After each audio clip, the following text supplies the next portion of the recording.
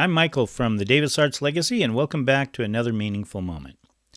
Some of us were taught at an early age that it's important to fit in, to conform, to be and act like those around us, to follow the script. Now, I don't know about you, but even at an early age, when I was still in grade school, and we're talking like second and third grade here, that seemed to fly in the face of logic.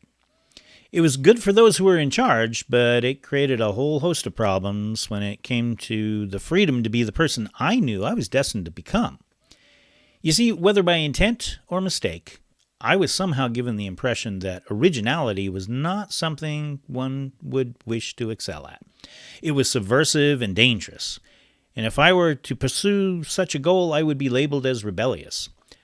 But originality isn't rebellion, it's actually revelation. It's the moment you stop performing and start becoming. Yes, originality can be risky.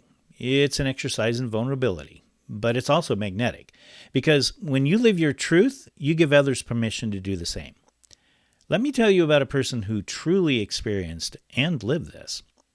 Born in 1876 on Yankton Sioux land, Zitkala Shah was taken from her family at age 8 and placed in a boarding school designed to erase her culture. She learned English and Western music, but never forgot her roots.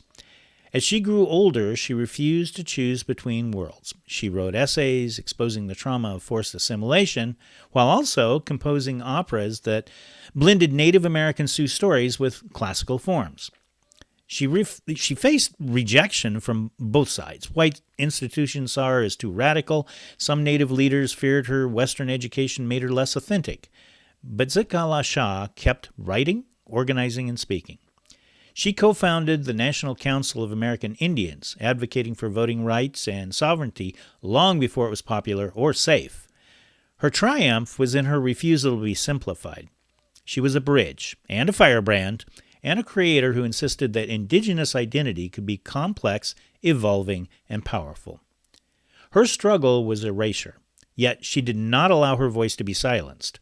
Her triumph was amplification of her indigenous culture and the coexistence with the voices that might otherwise have drowned her own out. Zitkala Shah didn't conform, she created. Originality isn't a personal brand or an entitlement. It's your birthright. It's each of our reasons for being here, in my opinion.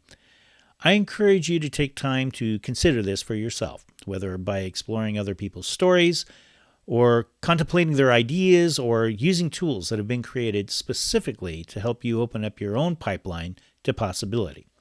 There's wisdom to be found everywhere and from everyone, but only if we are willing to look for it.